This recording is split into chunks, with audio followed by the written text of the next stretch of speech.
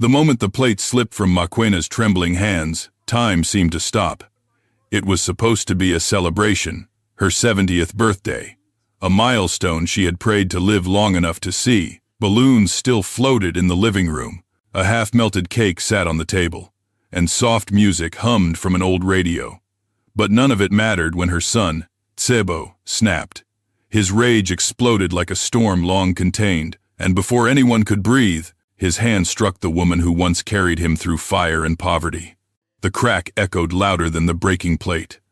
Makwena staggered, eyes filled not with pain, but with a heartbreak deeper than any wound. Then her body collapsed, hitting the floor with a thud that silenced the house. And in that instant, karma arrived faster than anyone expected. If you're watching this, tell us where you're tuning in from and what time it is there. And if you enjoy powerful moral stories, feel free to subscribe to the channel. Your support truly means a lot. Long before Makwena lay unconscious on the cold tiles of her son's pristine living room, long before anger hardened Tsebo's heart, there was a story stitched with sacrifice, hunger, love, and wounds that never truly healed. It began decades earlier, in a forgotten corner of a rural village where poverty clung to everything like dust. Makwena had been barely 17 when life demanded more from her than most adults could endure. Her parents died within months of each other, victims of an illness that swept through the village like a curse. With no siblings and no relatives willing to take her in, she learned early that survival was never promised, it had to be fought for. Even then, she carried something gentle in her spirit, a resilience so quiet it was mistaken for weakness.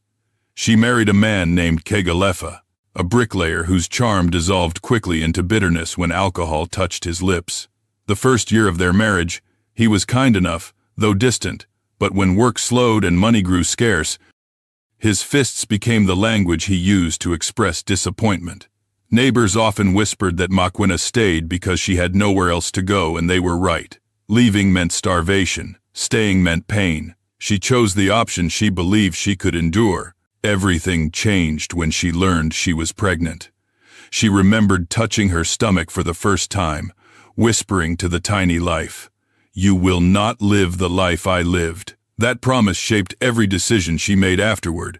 Even on nights when Kegalefa stumbled home drunk, shouting, throwing dishes, or accusing her of things she did not understand, she shielded her belly with her arms, praying her child would not feel the tremors of fear inside her. The day Tsebo was born, she cried not from pain, but from an overwhelming sense of hope. He was small, with tightly curled hair and the calmest eyes she had ever seen. Even the midwife said, "This child carries an old soul." And perhaps he did, because as he grew, he clung to his mother not with dependency, but with an early awareness that she was the only steady thing in his world. When Kegalefa died in a construction accident, Makwena was left with a toddler, a collapsing house, and debts her husband had hidden from her. She could have wallowed in despair, but she didn't. She tied a cloth around her waist, placed Tsebo on her back, and walked from village to village selling handmade mats, washing clothes, gathering firewood for wealthier families, anything to earn a few coins. Some days they ate one meal, many days, none. But she always kept Tsebo clean, fed, and loved. She whispered dreams into him the way other mothers sang lullabies. "You will study, my boy. You will rise. You will break the curses that broke me." And Tsebo believed her. He was a bright child, sharp, observant, hungry for knowledge. Teachers often praised him for his grasp of mathematics and his ability to solve problems quickly. But school was not free, and as he advanced to higher grades, the fees increased. Makwena sold cherished items, her wedding beads, her late mother's anklet, even the iron pots that had fed her family for years. Each sale felt like peeling off pieces of her life, but she told herself it was worth it. As a teenager, Tsebo once discovered her sitting by the river, hands raw from washing clothes for a neighbor who never paid on time. He knelt beside her, tears in his eyes. "Mama, one day I will make you rest. You won't have to suffer like this anymore," she smiled, cupping his cheek with trembling fingers. May that day come before I am too old to enjoy it. For a while, he kept his promise close to his heart. He avoided trouble, studied hard, and worked part-time repairing bicycles. When he was accepted into a technical college in the city, Maquena celebrated as though she had won a great prize. She packed his clothes neatly, prepared traditional snacks for his journey, and kissed his forehead with pride. But the city had its own language, one spoken in opportunity and temptation.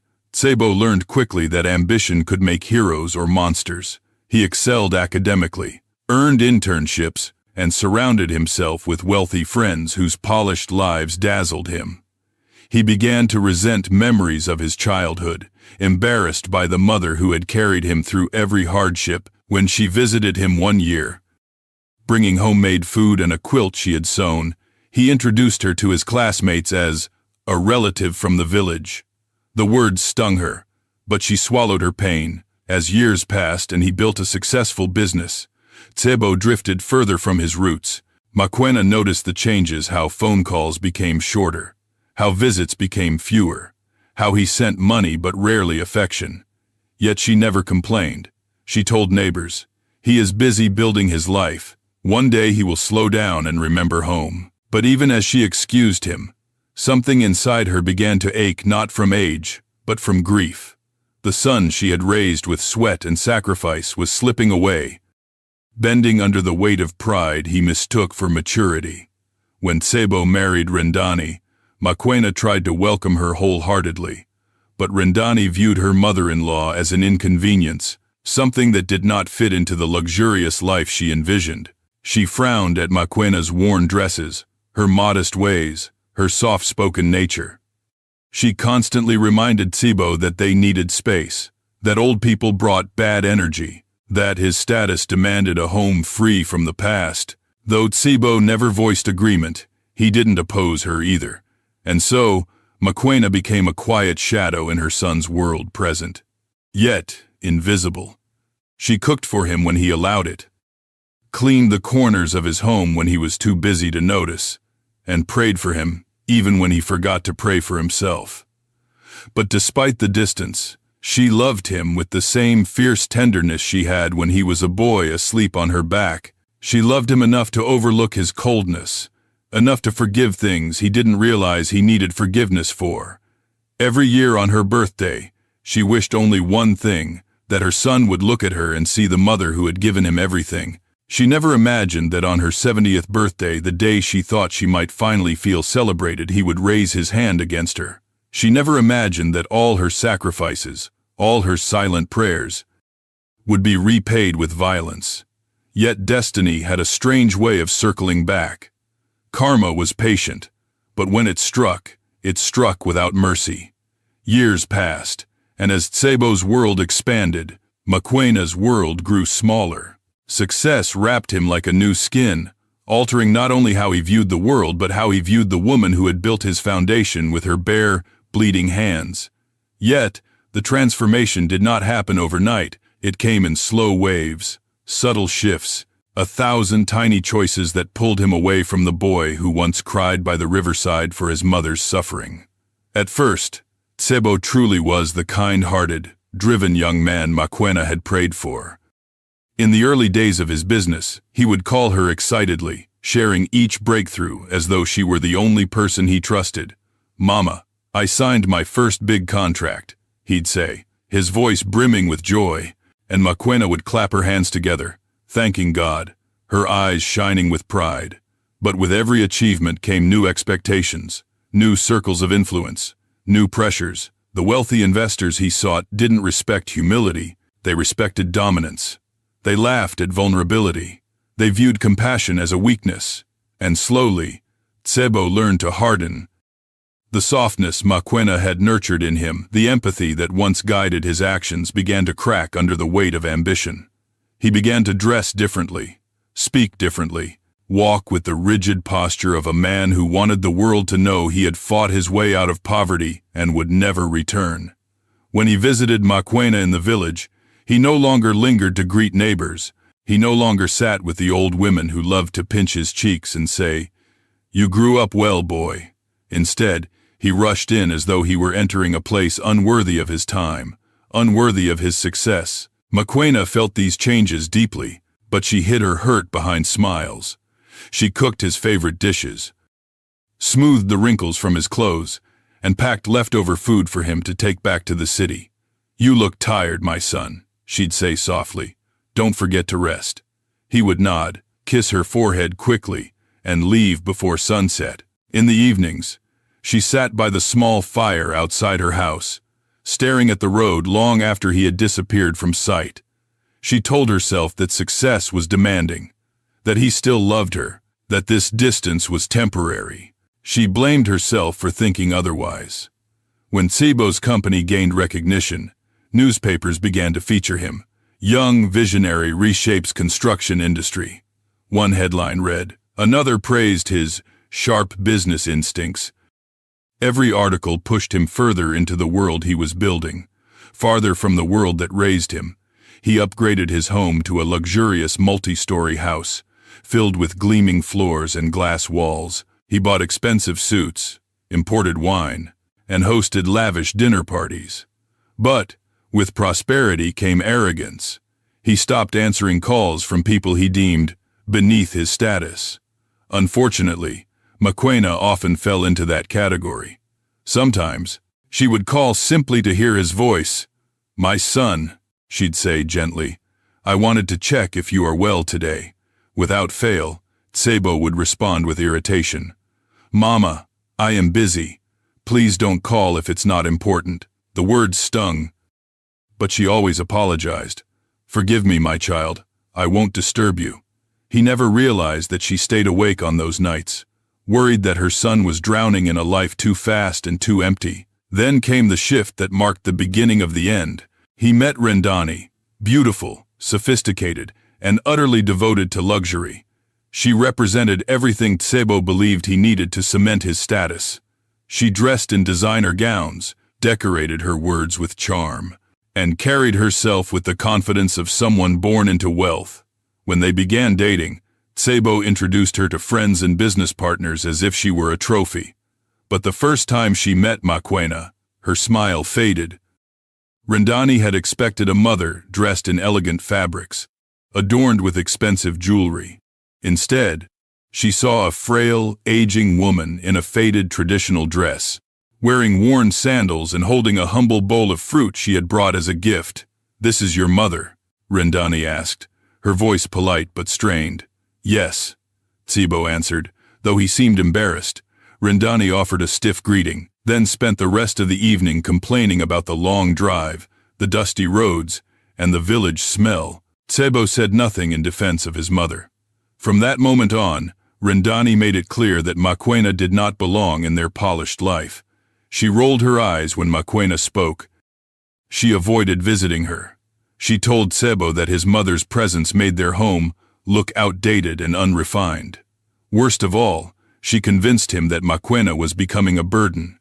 "Your mother is old," she said one night as they lay in bed. "She needs care. We can't be babysitting her. We have a life to build. You need to focus on your future." As much as the words cut into the little boy still living somewhere inside him, Tsebo let her mold him. He nodded. Bit by bit, he began rejecting invitations from his mother. He stopped picking her up for holidays. He visited only on occasions where appearances mattered. He no longer saw her as the woman who fought for him, only as someone who complicated his life. Mokoena felt it all but chose silence. She tried to stay out of their way, to avoid being a nuisance. She cleaned quietly, cooked only when asked, and spent most days in the small guest room they had grudgingly given her. The room was cold, sterile, void of the warmth she had known all her life. Her health worsened. Tremors began in her hands. Her knees grew weak. There were days she struggled to walk without holding onto furniture. But she hid it, terrified that if she showed weakness, her son and daughter-in-law would send her away. When Tsebo noticed her trembling, he didn't ask if she was unwell. Instead, he snapped, "Mama, be careful. You're making a mess." Each scolding chipped away at the bond they once shared. The boy who once vowed to protect her now treated her like an inconvenience. But even as she suffered silently, She continued to pray for Tsebo every night. "Lord, soften his heart," she'd whisper. "Bring him back to the path he once walked." Yet prayers do not always prevent tragedy. Sometimes they only prepare the heart for what comes. Because the day she looked forward to the most, her 70th birthday, was the day her world shattered. It was the day Tsebo crossed a line he would never be able to uncross. It was the day karma finally rose from the shadows. Life inside Tsebo's home had slowly become a battlefield of unspoken tensions, sharp glances, and quiet humiliations, most of them aimed at Mokoena. Yet the people outside the house saw only glamour. They saw Rendani's flawless beauty, her fashionable clothes, her loud laughter at social events. They saw Tsebo's sharp suits, his expensive watch, the gleaming car he drove. They saw a successful couple, climbing the ladder of influence. What they didn't see were the fractures within the walls of their home. Fractures carved not by time, but by arrogance and cruelty. From the moment Rendani became the lady of the house, she treated Mokoena not as family, but as an inconvenience, an outdated relic that disrupted her carefully curated image. She never shouted at Mokoena directly. Her weapon was contempt, disguised as politeness that cut deeper than any insult. Whenever Mokoena walked into a room, Rendani would fall silent, offering a tight-lipped smile that held no warmth. "Oh, Mama, you're here," she would say, as if Mokoena's presence had interrupted something far more important. "We were just discussing business matters. Maybe you would be more comfortable in your room, always in your room, always out of sight, always away." At first, Mokoena tried to help around the house. Believing that her contribution would create some sense of belonging, she washed dishes, folded laundry, swept floors, and even tended the small flower garden near the veranda. But every act of kindness only seemed to irritate Rendani further. One afternoon, Mokoena was washing dishes when Rendani entered the kitchen, holding a designer handbag against her chest as though it might be contaminated by being too close to the sink. She wrinkled her nose at the sight of Mokoena scrubbing a pan. "Mama," she said lightly, "I know you want to feel useful, but the housekeeper will take care of those things. You should rest." Mokoena lowered her eyes. "I don't mind helping. It keeps me busy." "Yes, but it doesn't look good if anyone visits," Rendani replied smoothly. "They might think we make our elder work, and that's embarrassing." Embarrassing, the word echoed in Mokoena's heart, long after the conversation ended. She stopped doing chores after that, but even her silence became a problem. When she sat quietly in the living room, Rendani would ask passive-aggressively, "Mama, is something wrong? You look sad. Maybe you should go lie down." When she tried to sit outside, enjoying the breeze, Rendani would appear at the doorway saying, "It's too windy for you here. You might fall sick." No matter where she went, it seemed she was always occupying the wrong space. Tsebo saw these interactions, yet he never intervened. He had grown accustomed to letting Rendani dictate the household atmosphere. Unwilling to confront her, unwilling to appear weak before her, he convinced himself that she meant well, that she was merely trying to maintain order. But deep down, he knew the truth. He lacked the courage to defend his own mother.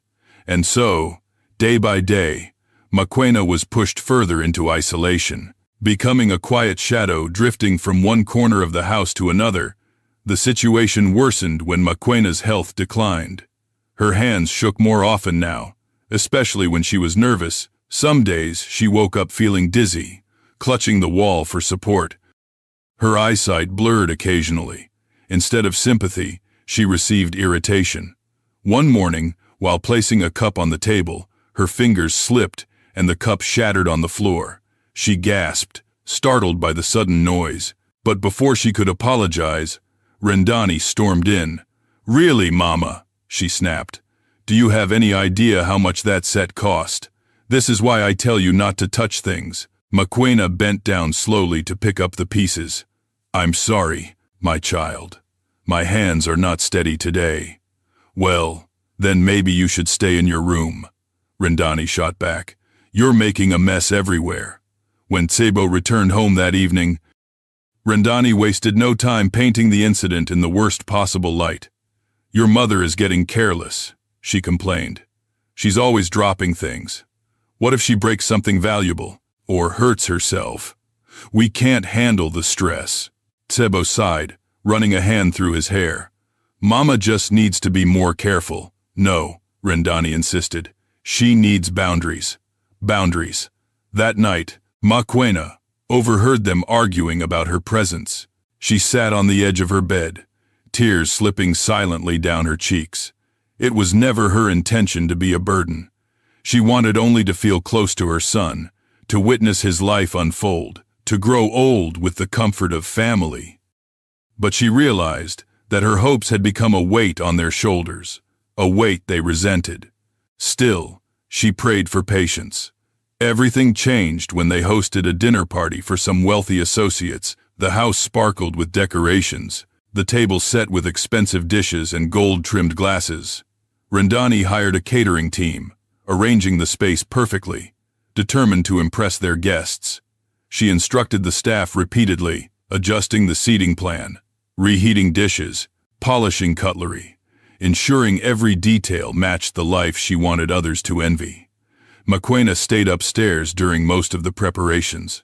She understood her place was not among high-profile guests. But as the evening progressed, she sensed someone moving outside her bedroom door.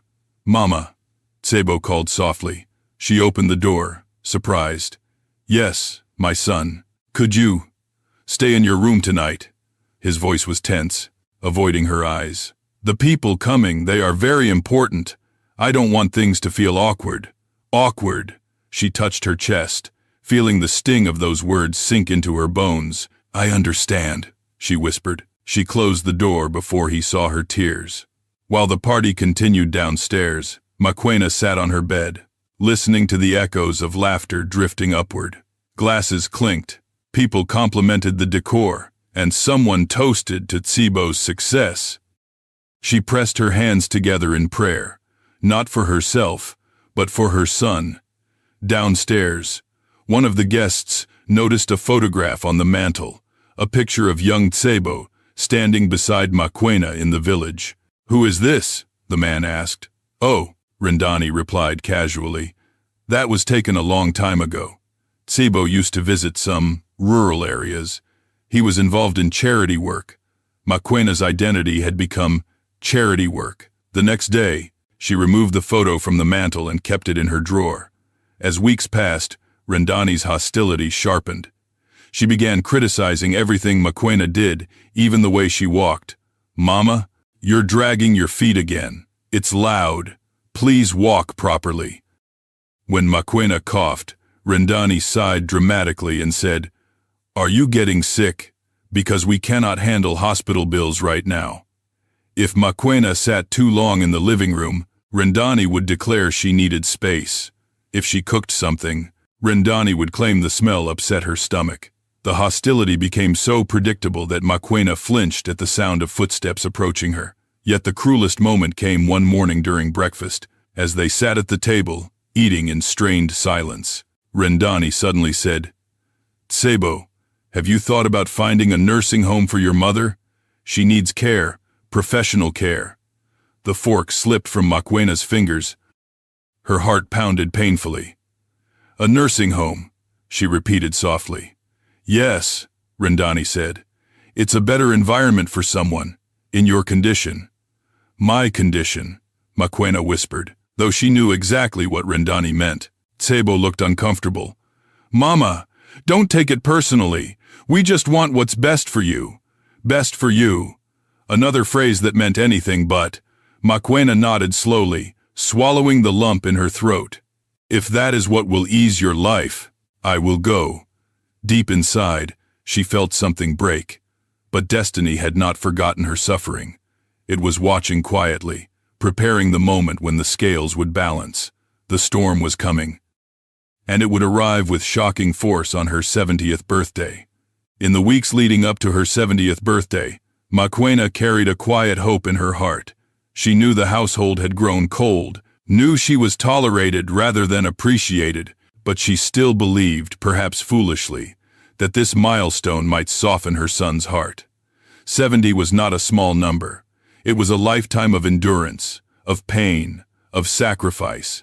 She prayed that turning 70 would remind Sebo of the woman who raised him, the woman who once stood as both mother and father in his world. She did not expect a grand celebration. She never wished for expensive gifts or elaborate cakes. All she wanted was a shared meal, the warmth of family, a moment of gratitude. Even a smile from Sebo would have been enough. In the mornings, she watched him rush off to work without a goodbye. At night, she heard him argue with Rendani about finances, about business deals, about investors threatening to pull away. She knew stress wrapped itself around them like a tight rope, but she believed that perhaps her birthday could offer a moment of peace. Instead, it became another point of tension. One evening, she approached Sebo gently as he sat on the couch typing furiously on his laptop. "My son," she said softly, "next week is my 70th birthday. I was hoping we could share a small dinner, just the family." He didn't look up. "Mama, I'm busy." She waited, hoping he would at least acknowledge her presence. When he still didn't, she took a cautious breath and tried again. "I can cook something simple, maybe." "Mama," he snapped, slamming the laptop shut. "Please, not now." She stepped back, startled. I'm sorry. I didn't mean to disturb you." He sighed, rubbing his temples. "It's fine. I just don't want any big events right now. The company is under pressure." "It won't be big," she whispered. "It will just be us." He stared at her, expression unreadable.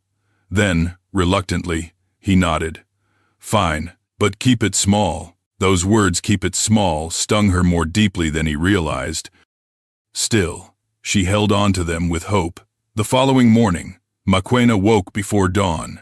She moved slowly, her joints aching, her steps careful. She prepared a list of ingredients she wanted to buy. Simple vegetables, a little chicken, spices she hadn't used in a while. She even decided to bake a small traditional cake, the kind Sebo used to love when he was a boy.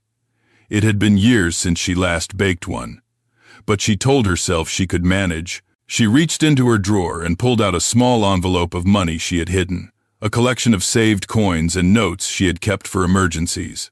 She used it now, telling herself that celebrating 70 was reason enough. When Rendani saw her preparing food the night before the birthday, she frowned. "Mama, what are you doing?" "I'm preparing for tomorrow," Maquena replied gently. "Just a small dinner." Rendani crossed her arms. "Did Sebo approve this?" He stressed. "This might annoy him." "I asked him," Maquena said.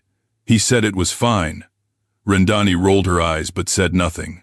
Throughout the evening, Maquena slowly chopped vegetables, marinated the chicken, and prepared dough for the cake. She hummed softly, a rare sound in the house these days. The familiar rhythm eased her nerves.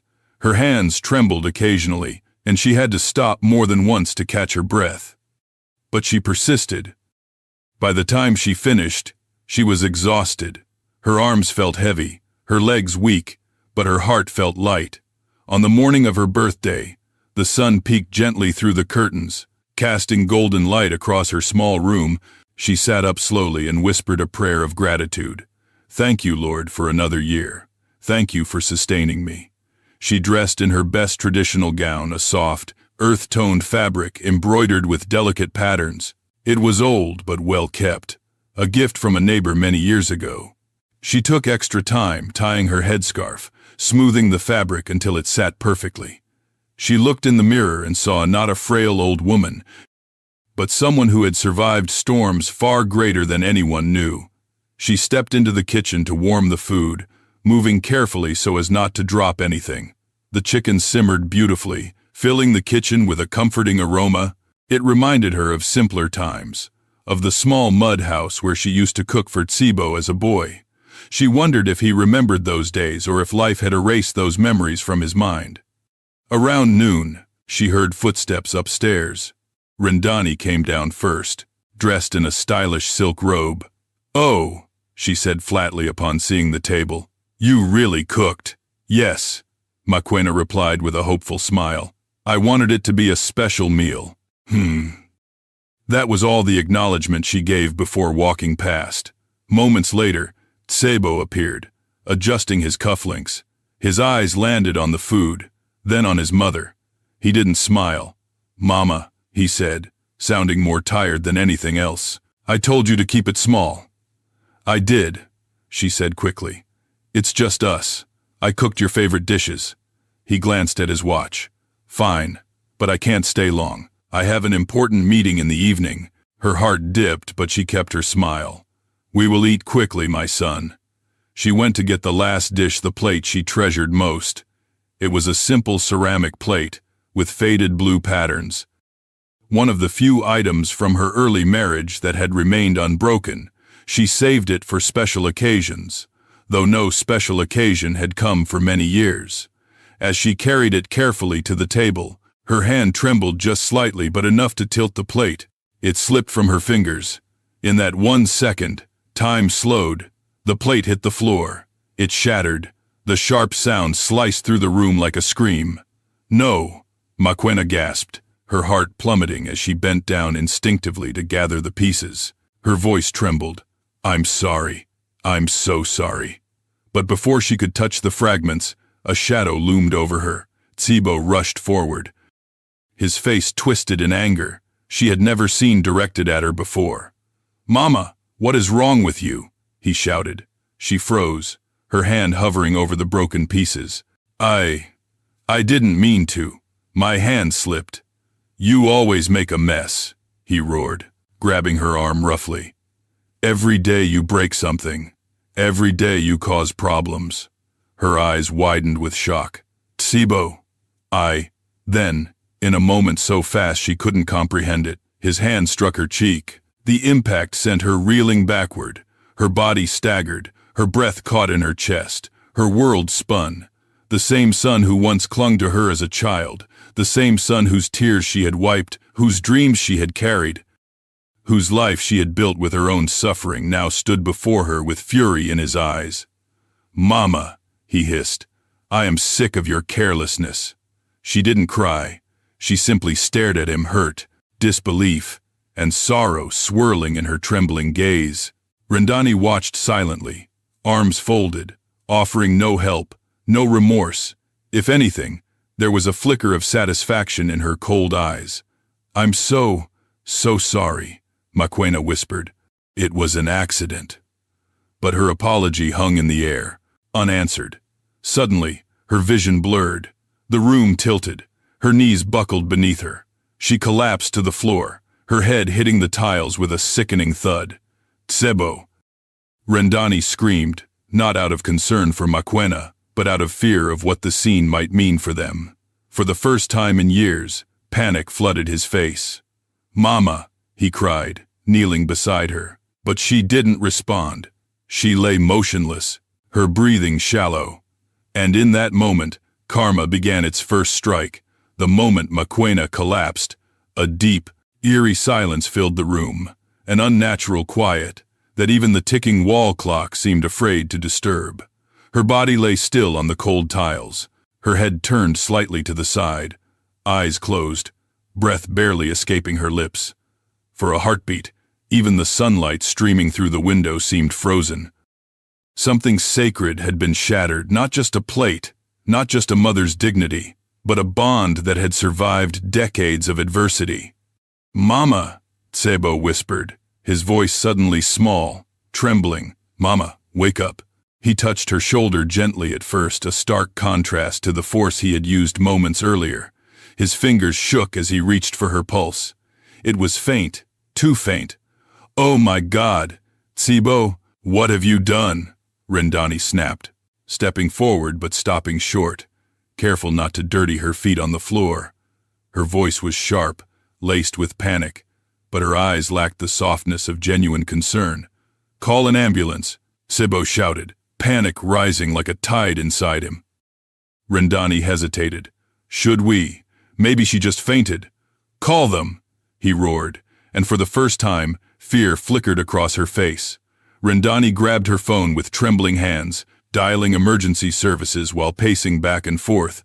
As she spoke rapidly to the operator, Tsebo knelt beside his mother, gently lifting her head onto his lap.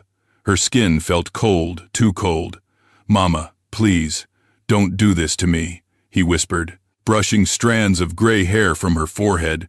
I didn't mean to." But he couldn't finish the sentence. He couldn't say out loud what he had done. He couldn't bear the weight of the truth forming inside him. A siren wailed in the distance, growing louder as it approached. Within minutes, paramedics rushed through the front door, kneeling beside Maquena with efficient, practiced movements. "What happened?" one of them asked. She fell," Rendani stuttered. "She fainted," Tsebo corrected quickly, swallowing hard. "Her heart. She wasn't feeling well." The paramedics exchanged a brief, knowing glance. They recognized the tension, the half-truths, but they said nothing as they lifted Maquena onto a stretcher. Her head lolled to the side, and something in Tsebo's chest cracked open. He followed closely as they carried her toward the ambulance. His breaths short and uneven. Rendani trailed behind, keeping her distance as though the entire situation was an inconvenience rather than a crisis. As the ambulance doors slammed shut, Tsebo climbed in beside his mother, grasping her frail hand as the vehicle sped away. He didn't dare look at her face. It reminded him too much of what he had just done, too much of the boy he used to be, and the man he had allowed himself to become. At the hospital, everything became a blur of rushing nurses, beeping machines, urgent orders, and blinding fluorescent lights. They whisked Maquena into an emergency room. A doctor, calm yet tense, stopped Tsebo at the door. "You cannot come in," he said. "We need space to work." "But she's my mother," Tsebo whispered, his voice cracking.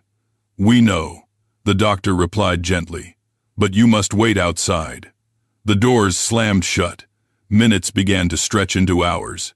Seconds felt like hours. Each tick of the clock behind the reception desk gnawed at his sanity. He paced. He sat. He stood. He paced again. With every passing moment, guilt twisted deeper inside him. He replayed the scene over and over, the anger, the shouting, the slap, the way her body had collapsed like a fragile tree snapped by a storm. Each replay was worse than the last. "Why did I do that?" he muttered to himself. "Why? Why did I? Because she dropped a plate? Because your ego mattered more than her dignity? Because you forgot who she was?" The thoughts clawed at him viciously. Around midnight, the door to the emergency room finally opened, and a doctor stepped out. Dr. Kumo, a woman in her late 40s with steady eyes and a calmness that masked exhaustion. "Tsebo," she asked. Yes, I'm her son." He rushed toward her. "Is she all right?" "Is she?" "Doctor." Kumo inhaled deeply. "Your mother suffered a severe cardiac episode. Her heart was already weak, but stress triggered a dangerous collapse." Tsebo's stomach tightened. She'll recover, right? "We managed to stabilize her," the doctor said slowly, "but she's in critical condition. The next 24 hours will be crucial." Something inside him shattered a realization, sharp and unforgiving. "What kind of stress?" Rendani interjected suddenly, though she sounded more curious than concerned. The doctor turned to her with a frown. "High emotional distress, possibly fear, anxiety, or intense shock." Rendani swallowed hard and looked away. Tsebo felt as though the hallway had tilted beneath him. Emotional distress, shock, fear. He had caused all three. "Can I see her?" he whispered. "Yes," the doctor said, "but she's unconscious, and you need to be gentle when speaking to her." He nodded quickly, wiping his eyes with the back of his hand. "Doctor?" Kumo led him to a small room where Maquena lay motionless on a hospital bed. Machines beeped steadily beside her, wires connecting her fragile body to monitors. Her cheeks looked pale, her lips dry, her chest rising and falling with effort. "Mama," he whispered, stepping closer. He sat in the chair beside her, taking her hand cool and limp into his own. Tears blurred his vision. "I'm so sorry," he murmured. "I don't know what happened to me. I snapped. I wasn't thinking. I didn't mean to hurt you. But the words felt useless, like trying to sew torn fabric with his fingers. Rendani stood in the corner, arms crossed. She looked uncomfortable. Not out of guilt, but because hospitals were not part of the image she loved to maintain. After several minutes, she spoke. Tsebo, we should go home. You've been awake all day. He didn't even turn toward her. I'm not leaving her. But, go, Rendani, he said sharply. If you want to. She hesitated, eyes narrowing. Then, with a huff of annoyance, she left. Once she was gone, the room felt less suffocating. Tsebo leaned forward, resting his forehead against his mother's hand. I lost my way, he whispered. Mama. I became someone you never raised me to be. He remembered the boy he once was, the boy who promised to make her proud, the boy who wanted to give her the world. Somewhere along the path to success, he had trampled over the very foundation that held him up. A nurse entered quietly and adjusted the IV line. She glanced at Tsebo sympathetically. She needs rest. Don't speak too much. But stay, if you wish. I'll stay, he said. He didn't move for hours. Sometime near dawn, exhaustion finally pulled at his eyelids, and he drifted into a restless sleep beside his mother's bed. But even then, the guilt stayed awake, whispering to him, this is your doing. This is your karma. And this is only the beginning. Because while Maquena lay in a fragile battle for her life, catastrophe was already forming beyond the hospital walls, a wave of consequences heading straight for Tsebo, ready to crash without mercy. The sun had not yet risen when a nurse gently touched Tsebo's shoulder, rousing him from the shallow, tortured sleep he had fallen into beside his mother's bed. His neck ached, his eyes burned, and his hands were still wrapped around Maquena's fragile fingers, as though releasing her might cause her to drift away forever. He sat up abruptly, heart pounding. Is she awake? He asked. The nurse shook her head. No, not yet. But her vitals are stable for the moment. Stable, just stable. Not recovering. Not improving, just suspended between life and death. The nurse left quietly, but the unease she carried lingered in the room like a ghost. Tsebo leaned closer to Maquena, brushing his thumb over the back of her hand. Her skin felt thin as paper, her breath barely a whisper. Mama, he murmured, if you can hear me, please hold on. I know I don't deserve your forgiveness, but please, please stay with me. The machines continued their steady rhythm. Indifferent to his desperation, he sat there for hours, unmoving, afraid that if he left even for a moment something terrible might happen. Every beep of the monitors made him jump. Every footstep in the hallway sent a tremor of anxiety through him. The weight of guilt pressed on his chest like a stone. He replayed the scene over and over, the sound of the shattering plate, the shock in her eyes, the force of his hand striking her, the crack of her skull against the floor. Each memory stabbed him like a blade. He had never felt more ashamed, more worthless, more hollow.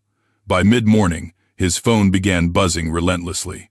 He ignored it at first, unwilling to look away from his mother, but the constant vibration eventually forced him to check the screen. There were dozens of messages, missed calls, notifications, warnings. He frowned and opened the earliest message from his assistant, Cabo. Sir, we have a serious problem. Another message followed seconds later. The investors have pulled out. Then another. There are rumors of a scandal involving your construction firm. Then a fourth. The media is already reporting possible fraud. We need you at the office immediately. Tsebo blinked, stunned. Fraud. Investors pulling out. The media involved. What? How? Why now? He muttered to himself. He scrolled further. Sir, the accounts are being audited. The board is meeting without you. The new highway project contract might be terminated. Clients are withdrawing. Competitors are seizing the opportunity. With every message, his pulse quickened. With every alert, dread grew. His entire empire, everything he had built, everything he had fought for, Everything he had sacrificed relationships to achieve was collapsing in a single morning. He stood abruptly, unable to remain still. "What do I do?" he whispered, running a trembling hand through his hair. A wave of panic washed over him.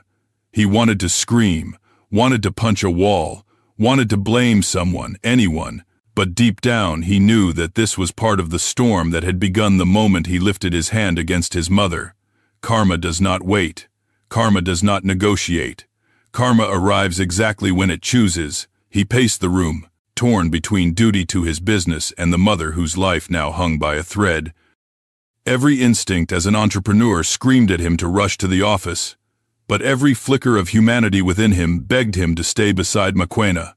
"Damn it!" he growled under his breath. The door opened suddenly. Rendani stepped inside, her expression pinched with annoyance rather than concern. "Tsebo," she said, "I've been calling you. Why are you ignoring my messages?" He didn't respond. "This is a disaster," she continued, her voice rising. "Your entire company is falling apart and you're sitting here doing, what? Staring at an old woman who might not even wake up." The words struck him like a slap. He turned slowly, his eyes cold. "Don't talk about her like that. Oh, please." Rendani scoffed. "We need to think logically. If you don't go handle this, we could lose everything. Do you hear me? Everything." "I don't care," he said quietly. "What?" she asked, stunned. "I said I don't care," he repeated, louder this time. Her jaw dropped. "You're choosing her over your company, over your future." "She is my future," he said. "Without her, none of this exists." Rendani threw her hands up in disbelief. "You've lost your mind." "No," he whispered. "I finally found it." She stared at him for a moment, her eyes narrowing. Then she said coldly, "If you stay here, don't expect me to stay with you. I didn't marry a man who abandons his ambition." He didn't flinch. "Do whatever you want, Rendani." His indifference enraged her. "Fine.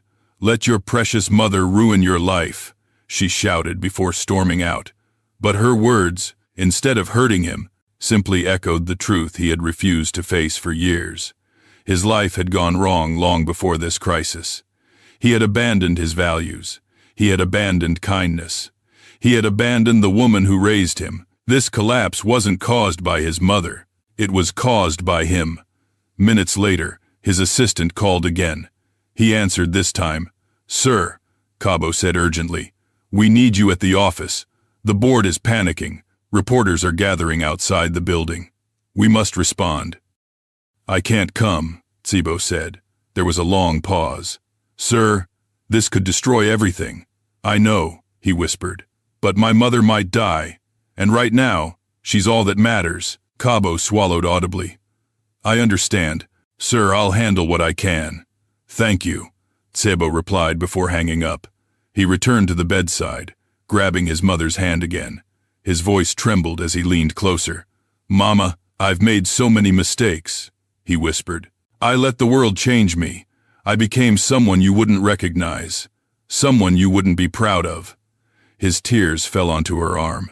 He wiped them away quickly, ashamed. "I thought success made me powerful," he continued. "But look at me now. I'm nothing without you. Nothing." He lowered his forehead to her hand. "I need you to wake up. Please, don't leave me like this." Hours passed. Nurses came and went, checking her monitors, adjusting wires, murmuring updates he barely understood. Still, she did not move. Still, she remained silent. By late afternoon, another doctor entered, a stern-faced man with tired eyes. "Mr. Tsebo," he began, "we need to speak." Tsebo stood slowly, heart pounding. "Is she worse?" "Not worse," the doctor said, "but her body is under tremendous stress. Her heart is very weak. She suffered more trauma than her age can easily withstand." He paused, choosing his next words carefully. Did something happen to cause emotional shock? Something intense? Tsebo's breath caught. He wanted to lie. He wanted to say she just fell. He wanted to pretend he wasn't the cause. But he couldn't. She dropped a plate, he said hoarsely. His voice cracked. I shouted. I grabbed her. She fell. The doctor studied him with sad understanding. Stress can be deadly at her age, he said softly. You must be gentle with her when she wakes. If she wakes. The words struck him like a punch. If she wakes. Not when. If. The doctor placed a hand on his shoulder. Stay with her. Speak to her. Patients sometimes respond to familiar voices, O said. He nodded silently. As the doctor walked away, Tsibo felt the weight of his choices crush him. He looked at his mother, the woman who had endured poverty, abuse, loneliness, and heartbreak because she loved him enough to survive it all, and now her life hung in the balance because of him. He pulled the chair close, sat down, and whispered through trembling lips, Mama, I will not leave your side. Not now, not ever again. And somewhere beyond the steady beeping of the machines, karma stirred once more because Tsibo's reckoning was far from over. The hospital room had become a universe of its own, quiet, dim, suspended between suffering and hope. Machines hummed softly, casting rhythmic beeps that felt more like countdowns than reassurance. Maquena lay motionless, her fragile chest rising and falling with effort, her skin pale beneath the harsh fluorescent lights. Tsibo had not moved from her bedside, except to use the restroom once. His world had shrunk to the small space between her bed and his chair. But Rendani's world had not shrunk at all. If anything, it seemed to burst outward with frantic, nervous energy. She reappeared in the room shortly after her heated departure, her heels clicking sharply against the floor like accusations. Her face bore a look of irritation, not grief, not even concern.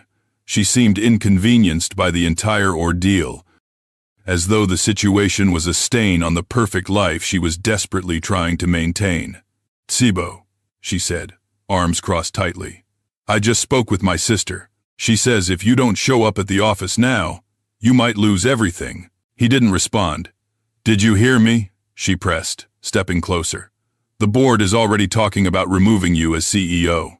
Still, he didn't move. He simply brushed a thumb over the back of his mother's hand, slow and tender, as if trying to give life back to skin that had once been so warm. Rendani huffed loudly. Are you even listening? This is your company on the line. He finally glanced up, but his eyes were hollow, his voice low. I don't care about the company right now. Rendani's jaw dropped. What do you mean you don't care? That company is our life, our status, our future. Our future, he repeated softly, his eyes drifting back to his mother. Rendani. This woman is my future. Without her, there is no me, she scoffed. Oh, please. Your mother is old. She has lived her life. Should everything you built collapse because of her? His expression hardened. Rendani, stop talking. But the command only fueled her anger. What is wrong with you? She cried. You didn't even like having her in the house. You always complained she was getting in the way. That was before, he snapped, standing abruptly. Before I realized how heartless I've become. Before I realized how far I've strayed. She blinked, stunned by the intensity in his voice. I won't abandon her, he said. Not again. Rendani's lips tightened, her anger shifting into something colder, calculated, dangerous. You're choosing her over me, she accused. I'm choosing what's right, he replied. Her eyes narrowed. You'll regret it. I already regret everything, he murmured, his gaze falling back on his mother's weakened form. For a moment, something flickered in Rendani's eyes, fear, perhaps, or realization that the control she once had over him was slipping. She turned sharply toward the door. Fine, she said, grabbing her purse. Stay here. Destroy everything you worked for. But don't expect me to sit around and watch. She stormed out without another word. Her perfume lingered in the air like a harsh echo. After she left, the room felt strangely lighter, though hardly less painful. The storm she carried with her dissipated, leaving behind only the quiet hum of hospital machines and the overwhelming ache of guilt. A nurse entered shortly afterward, carrying a clipboard. She smiled gently at Tsibo, one of the few people who seemed to show true compassion since the ordeal began. Sir, she said softly, You should get some rest. It's been almost 24 hours. I can't, he replied. Not until she wakes. She hesitated, then placed a comforting hand on his shoulder. We'll keep a close eye on her. Your mother is strong. People like her. They fight. He closed his eyes briefly, letting her words wash over him. She shouldn't have to fight because of me, he whispered. The nurse's smile faded. She sensed there was more to the story than she was told. But she didn't pry. Instead, she checked Maquena's IV line, made a few notes, and quietly left. Alone again, Sebo sank back into the chair, whispering to his unconscious mother, Mama, I remember everything you sacrificed. I remember how you carried me when we had nothing. I remember your prayers. I remember your hunger when you said you'd already eaten so I could have more. I remember all of it now. His voice cracked. How did I forget? How did I let ambition erase you? How did I become someone capable of hurting the only person who ever loved me unconditionally? A tear slipped down his cheek and fell onto her hand. He didn't wipe it away. Hours passed. The sun set. The hospital lights dimmed slightly to signal nightfall. Staff rotated shifts. Visitors came and went. But Sebo remained fixed in place. At one point, he stood and walked slowly around the small room, unable to stay still, his mind spinning with frustration and helplessness. He looked at the monitors, willing them to show even a slight improvement. Nothing changed. He wandered to the window, staring at the city lights outside the skyscrapers he once dreamed of owning, the districts where he had made deals, the life he had built with ruthless determination. It all felt meaningless now, hollow beyond comprehension. Behind him, the door opened softly. He turned, expecting a nurse, but instead saw a woman wearing a hospital badge and carrying a file. Her name tag read Dr. Naledi Kumo, the same doctor who had spoken to him earlier. She closed the door behind her and approached him with a somber expression. I came to check on your mother again, she said. I also wanted to speak with you privately. Sebo nodded, heart tightening. Dr. Kumo glanced at Maquena's motionless body before speaking. Your mother's heart is incredibly fragile. The level of emotional distress she experienced could have been fatal. It is a blessing she made it to the hospital in time. He swallowed hard, unable to respond. The doctor paused, then continued gently. Stress of that magnitude often comes from fear, or trauma, or a deep shock. Sebo closed his eyes. I caused it, he admitted. It was me. The doctor nodded slowly, as though she had already suspected as much. He continued, voice trembling. She made a mistake. She dropped a plate, I yelled. I grabbed her. I hit her. The confession broke him. Tears streamed down his face. I didn't mean to hurt her, he sobbed. I don't know what came over me. I've become someone she wouldn't recognize. Someone I don't recognize. Dr. Kumo's expression softened. Your mother loves you, she said. Deeply. Sometimes too deeply. People like her forgive long before apologies are ever given. But how do I forgive myself? He whispered. You start by being here, she replied. You stay. You care. You change. He looked at her with desperate hope. Will she wake up? She might, the doctor said carefully. But even if she does, her recovery will be slow. Her body is tired. And her heart has endured much. He nodded slowly. Maquena is fighting, she added. But you must fight too. For her, and for the man you want to become. With that, she left him alone again. Night wore on. At around 2 a.m., chilled air crept into the room from the hallway. Each time a door opened.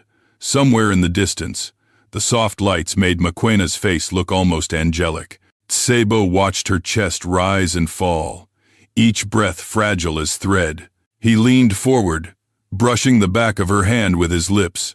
Mama, he whispered, I know you're tired, but I need you. I need a chance to make things right. Silence. I promise I'll change. I promise I'll take care of you. I promise I'll never raise my voice again. I promise I'll spend the rest of my life making up for what I did. Still, silence. And then, Just as he was about to lose hope, her fingers twitched. Barely, softly, but unmistakably. His breath caught. "Mama," he gasped, rising to his feet. Her eyelids fluttered, weak, slow, but moving. "Mama." She didn't speak, not yet, but her eyes opened just enough for him to see a glimmer of consciousness. Relief crashed over him, relief mixed with overwhelming guilt. But the storm outside this room had not passed, because as Maquena began to stir, the first wave of consequences outside the hospital gathered force, and the world Sebo had built was preparing to crumble completely.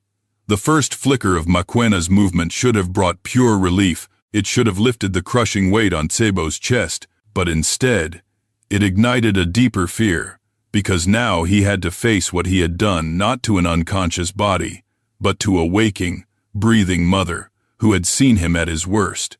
His heart hammered as he leaned closer, watching her eyelids tremble like fragile curtains stirred by a faint breeze. "Mama," he whispered. Her eyes fluttered open halfway, unfocused at first.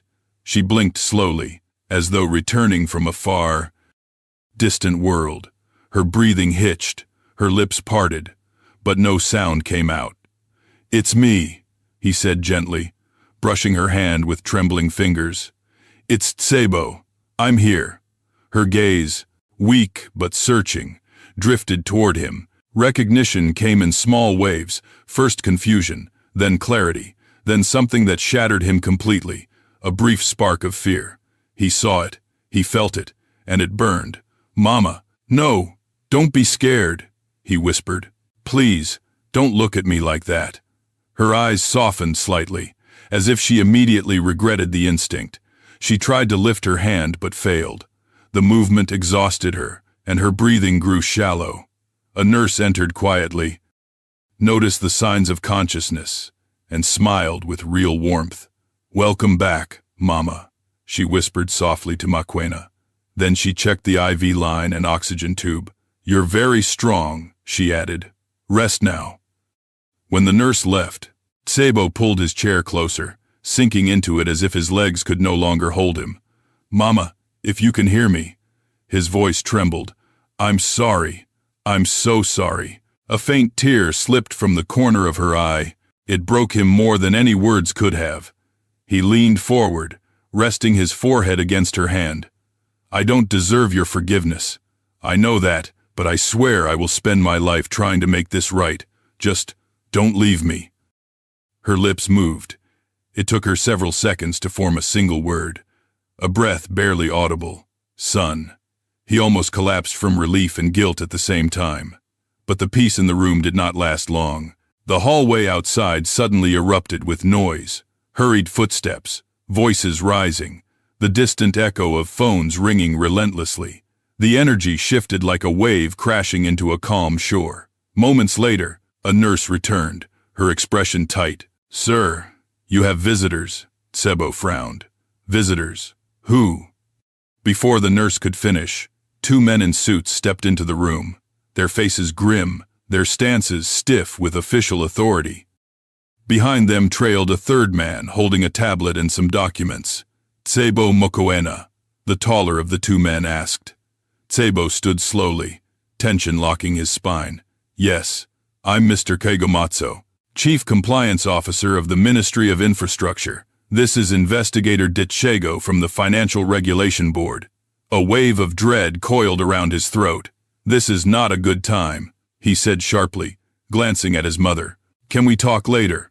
"I'm afraid not," Investigator Ditchego replied. "The situation is urgent.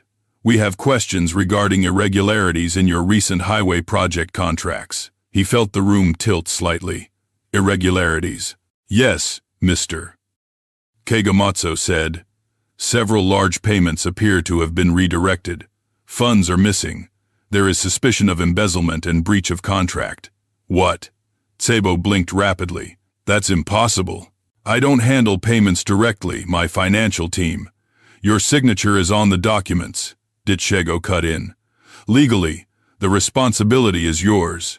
His mouth dried.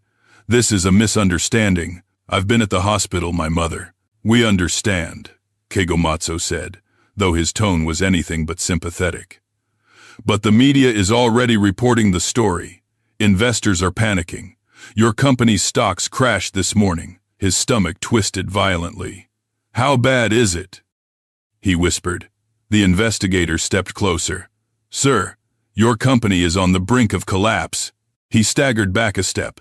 The beeping machines near his mother suddenly sounded louder, sharper, like a countdown to destruction. You are required to attend an emergency hearing tomorrow morning, Kegomatsu continued.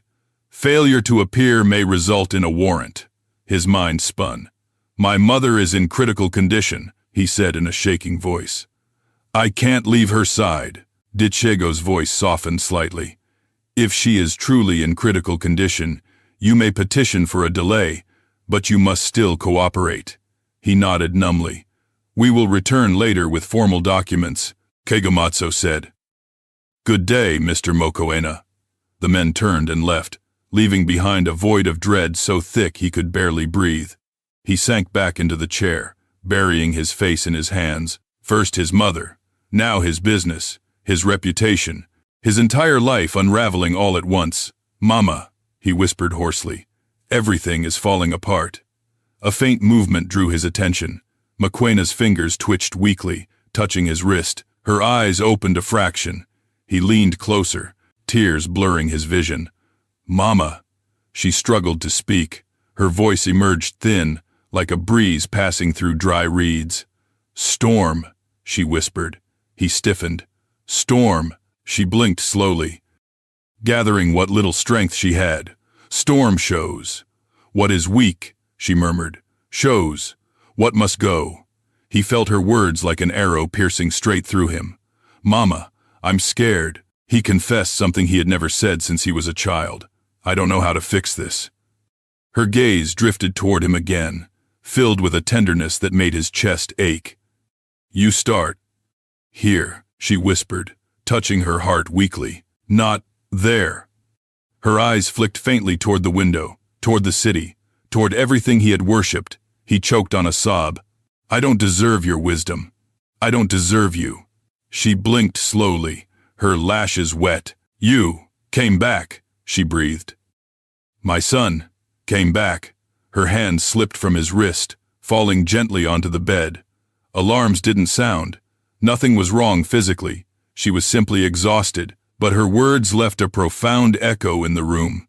He took a shaky breath. Yes, Mama, I'm back. But he didn't know how to stay. Not with a corporate war brewing outside. Not with accusations and investigations closing in. Not with a wife who had already abandoned ship. Not with the weight of his sins crushing him mercilessly. An hour passed. Nurses tended to Mokoena, adjusting machines, checking her vitals. They whispered that she needed rest, that she was fighting hard, that she was stable for now. When they left, Tsibo stood and walked toward the small sink in the corner of the room. He splashed cold water on his face, gripping the edges of the basin to steady himself. He looked at his reflection in the mirror. He didn't see a CEO. He didn't see a respected man. He didn't even see a son. He saw a stranger, a man twisted by pride, consumed by ambition, blinded by ego, a man who had forgotten what mattered. Suddenly, his phone vibrated again. Dozens of notifications flooded the screen. Social media exploding with headlines. CEO under investigation for fraud. Massive scandal shakes construction industry. Unnamed whistleblower exposes misconduct. His hands shook as he scrolled. Then he froze. A leaked audio clip. He pressed play. Rendani's voice filled the room. Of course the deal is fake. Tsibo signed whatever I told him to sign. He never checks anything. His heart stopped. She continued, laughing lightly. If he goes down, I'm not going with him. I already moved my accounts. Let him burn. The recording ended. He felt the floor vanish beneath him. His wife had betrayed him. His company had been sabotaged from within.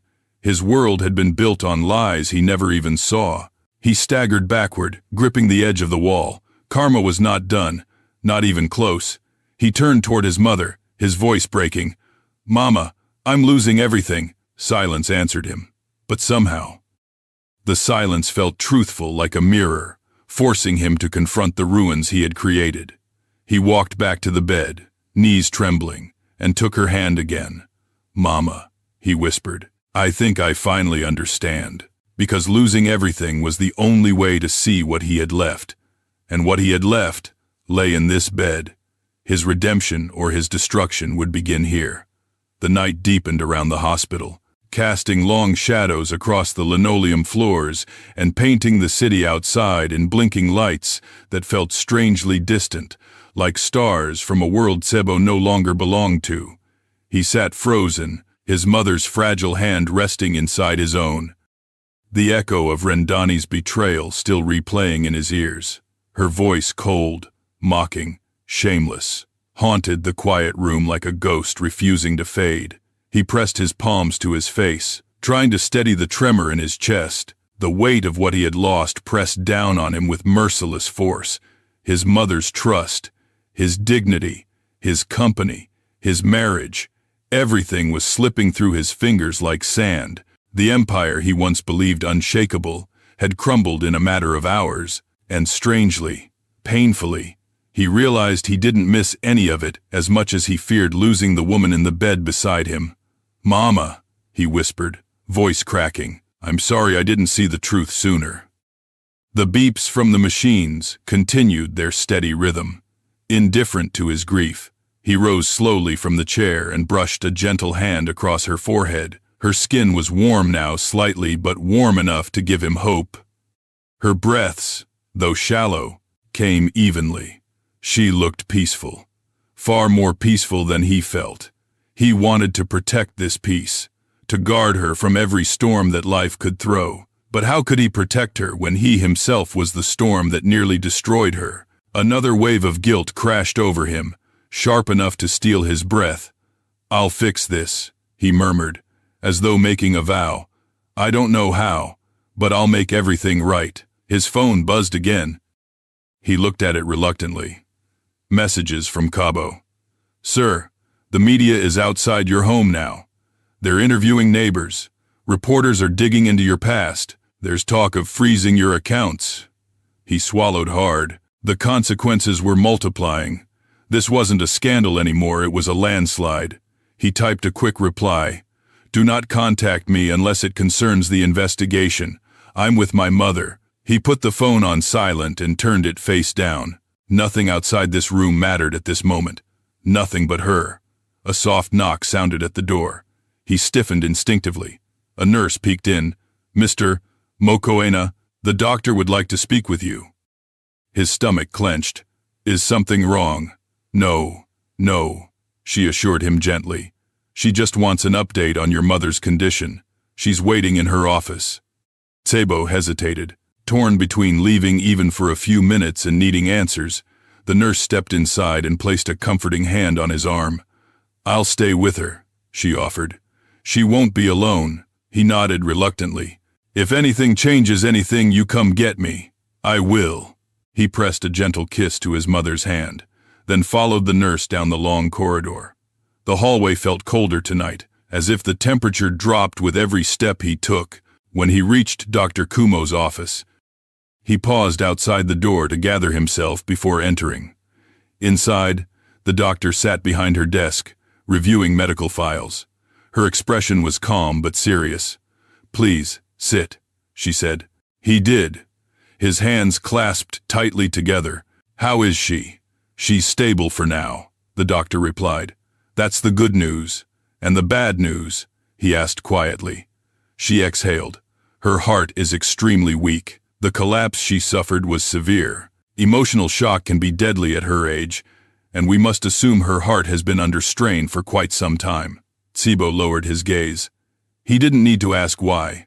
He already knew. "Will she recover?" he whispered. The doctor hesitated, a hesitation that pierced him. "We don't know. It will depend on how she responds over the next few days. She will need a calm environment, no stress, no emotional upheaval, and she will need constant support. I'll give her anything," he said quickly. "Whatever she needs." Dr. Kumo softened slightly. "Then start by being near her. She needs to feel safe." He nodded. swallowing past the tightness in his throat. "But understand this," she continued. "Even if she wakes fully, she may never regain her previous strength.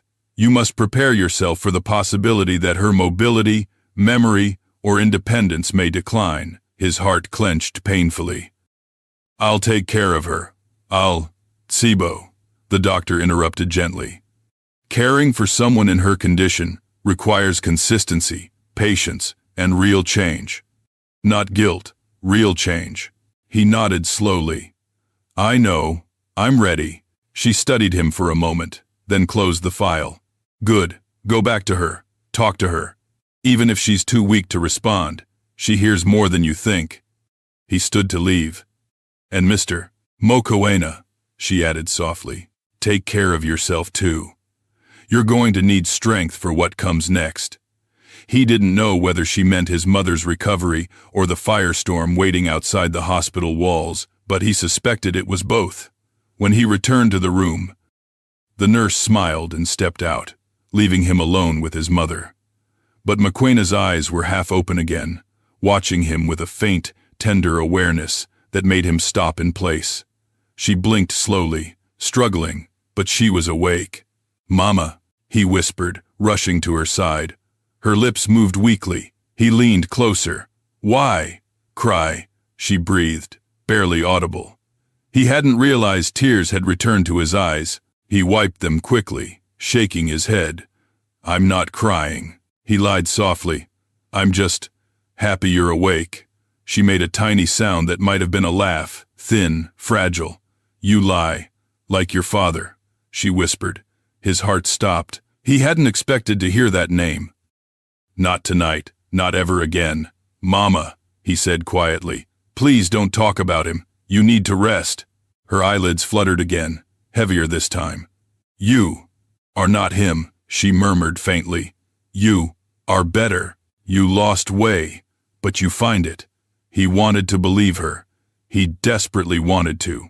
"Rest," he whispered, smoothing her blanket. "I'm here.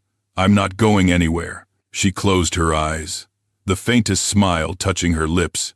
He remained seated, watching each rise and fall of her chest, committing the memory to his soul.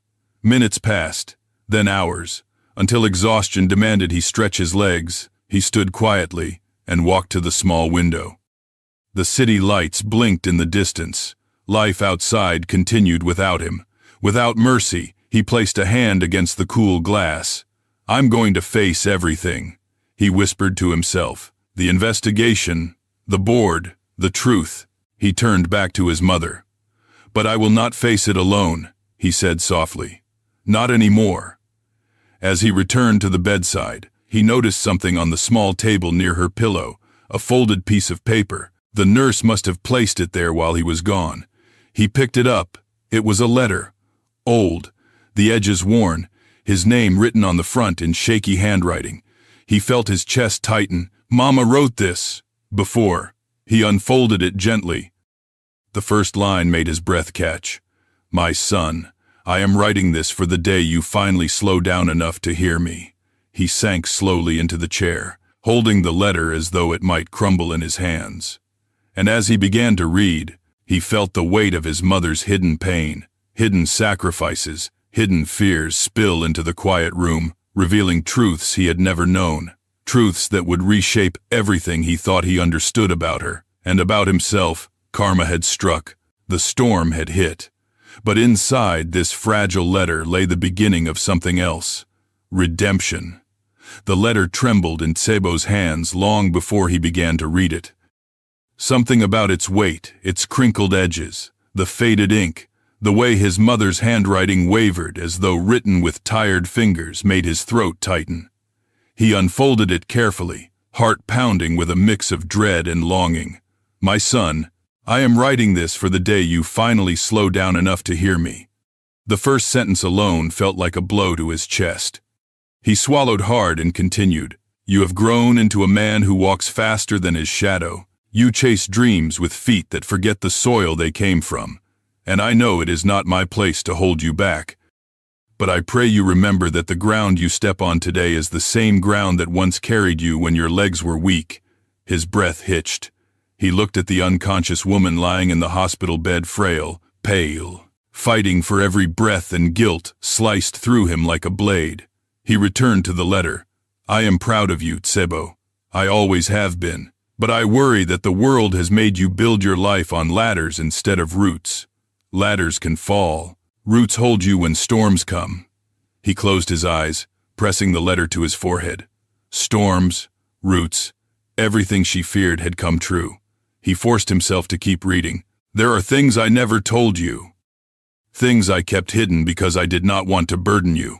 But if this letter reaches you, it means time has forced my hand.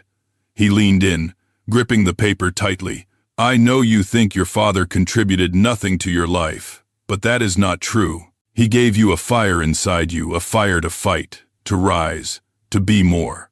But he did not learn how to guide that fire, and it burned everything in its path. I saw that fire growing in you too. Tsebo's breath became ragged. Mama, I knew one day you would become powerful, but I prayed power would never make you forget kindness. He shut his eyes again, ashamed, undone. The next lines were written in shakier handwriting. I kept another truth from you. The debts your father left behind were far worse than you ever knew. Gang debts, illegal loans, dangerous people. When you were a toddler, they came to the house while you slept. They gave me 2 months to repay everything, or lose you forever. His blood ran cold. I worked day and night. I washed clothes until my fingers bled. I carried bricks on construction sites. Every coin I earned went to saving you. And when I still fell short, I sold everything: jewelry, clothes, even the blankets from our bed. But it was worth it because I kept you safe. He stared at the paper until the words blurred. He had never known. He had never imagined. In the end, I paid off every debt, but the stress damaged my heart. The doctor warned me years ago, but I kept it secret because I didn't want you to worry. Tsebo's breath caught. He looked at the machines, monitoring her heartbeat, feeling a crack form in his own. As you grew older, I saw you becoming everything I hoped for. But then I saw the fire taking over again. I saw pride replacing humility. I saw the boy who once cried because I washed clothes too long begin to scold me for walking too slow. He clenched the letter in his fist, overwhelmed. I knew this day would come, the day something forces you to stop. Not because I wished it, but because I knew the world does not allow men to outrun their own hearts. He lowered the paper, his breath shaking. Mama, why didn't you tell me? He looked at her sleeping form, tears slipping silently down his cheeks, but the letter wasn't finished. He unfolded the final section. If you are reading this, I want you to know one last truth. You are not a bad man. You are a lost man, and lost men can still find their way home. He pressed a trembling hand to his chest. Home. He had forgotten the meaning of the word until now. Come back to yourself, my son. Not for the world, not for your company, not even for me. Come back for the boy you once were, the boy who prayed for his mother to rest. Let him guide you back. The final line undid him completely. No matter how far you fall, you will always land in my heart. There, Zahn. The letter slipped from his hands as he buried his face in them, crying harder than he had since childhood. His shoulders shook, his chest heaved, and years of hardened pride melted into grief. He wasn't sure how long he cried. Could have been minutes, could have been hours. But when he finally lifted his head, something inside him had shifted. He felt a clarity he hadn't felt in years, like fog lifting from a landscape he thought lost forever. He picked up the letter again and kissed the corner of it. I'm so sorry, Mama. I didn't know any of this. Her eyelids fluttered faintly, as if acknowledging him in her sleep. At that moment, Dr. Kumo entered the room. She paused when she saw his tear-streaked face and the letter in his hands. Are you all right? She asked softly. He nodded, though his voice shook when he spoke. I understand her now, more than I ever did. The doctor approached the bed, checking the monitors. She's stable. Her heart rate has improved slightly. A spark of hope ignited in his chest. That's good. Right. It's good, she confirmed. but she still needs rest and peace. He nodded firmly. She'll have it. From now on, she'll have everything she deserves. Before the doctor could respond, the door swung open again. A nurse peeked inside, her expression tense. I'm sorry to interrupt, the nurse said, but there are reporters in the lobby asking for Mr. Mokoena. Security is struggling to hold them back. The doctor frowned. He is not to be disturbed by the media. The nurse nodded, flustered. I've informed security, but they're insisting. They say they have a right to ask questions about the investigation. Tsebo closed his eyes, exhaling slowly. The outside world was tightening its grip. He had a decision to make. Should I call the police? The nurse asked. No, Tsebo said quietly. I'll handle it. He stood, smoothing the wrinkles from his shirt with trembling hands. He wasn't ready for this. He wasn't ready to face the chaos waiting beyond these hospital corridors, but he had no choice. He turned back to his mother, brushing a hand across her cheek. I'll be back soon, Mama. I promise. Her lips moved silently, though she was still asleep as if she sensed him leaving. He whispered, I love you. Then he stepped toward the door. But before he reached it, his phone vibrated. He glanced at the screen. A message from an unknown number. We need to talk. I know who framed you. His heart lurched.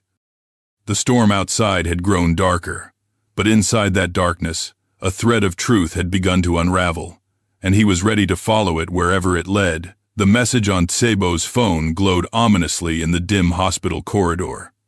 We need to talk. I know who framed you. For a full minute, he just stared at the screen, unable to move, unable to breathe. His heart pounded so violently he could hear it echoing in his ears. He glanced back at his mother's room, her fragile body, her slow breaths, the machines guarding her life. He didn't want to leave, not even for a second. But the storm waiting outside was now clawing at the door.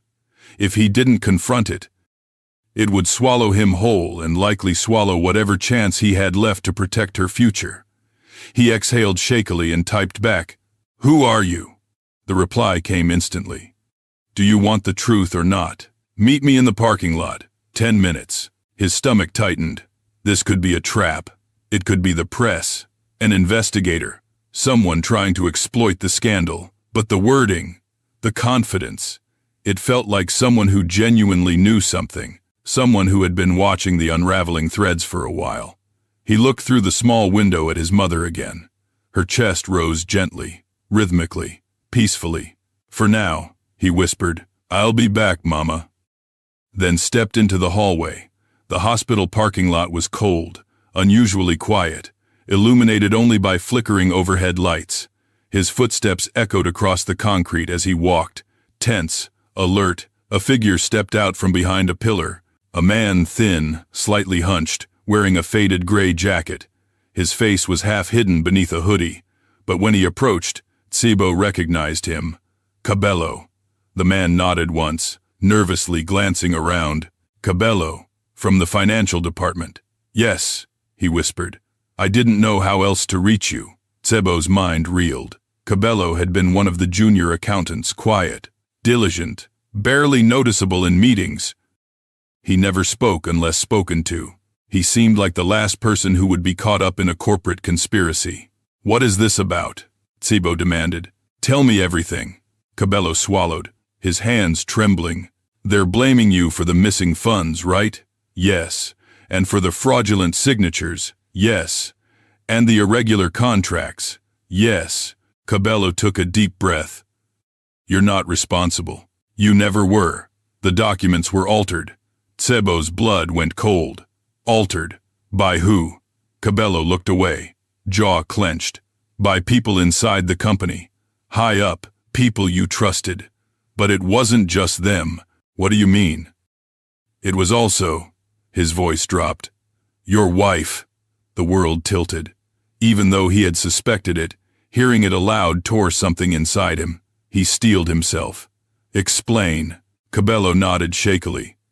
6 months ago, your company was doing too well, too independent, too powerful. Competitors were scared. A few wanted you removed, But they couldn't do it directly, not when you had a clean reputation and a growing leadership presence, so they tried to destroy me from the inside, Tsibo muttered. They approached Rendani, Cabello continued. They promised her money, a house, luxury. They told her you were holding her back, that she deserved better. She agreed to help them, if she got a cut of the contracts. Rage ignited in his chest like a furnace. And she did it. She actually did it. Cabello nodded. She signed off on altered transactions using your digital signature. She hired someone to forge documents. She helped redirect funds to offshore accounts. Tsibo staggered back, gripping the railing beside him.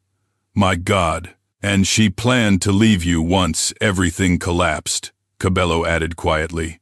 She's already transferred millions to her personal account. She knew the scandal would come out. She wanted to escape before it happened. A bitter, hollow laugh escaped Tsibo. That recording. She made it sound like I was blind. Maybe I was. Cabello hesitated, then continued. But that's not all.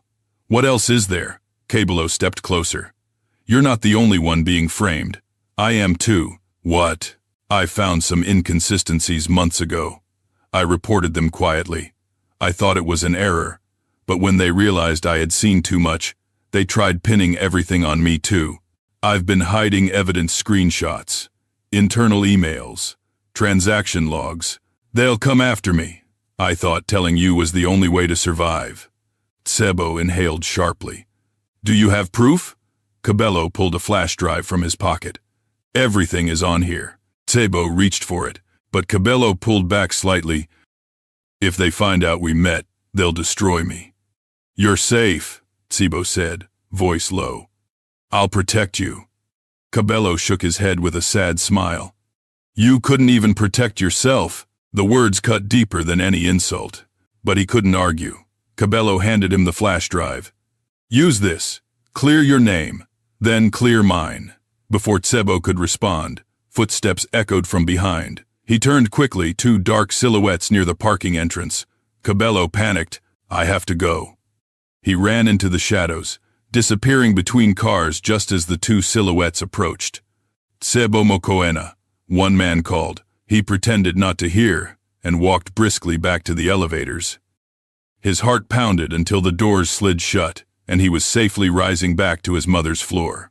When he returned to the hospital room, everything felt heavier. The truth, the betrayal, the responsibility, but none of it compared to the sight of his mother lying quietly, still fighting for breath. He sat again, clutching the flash drive.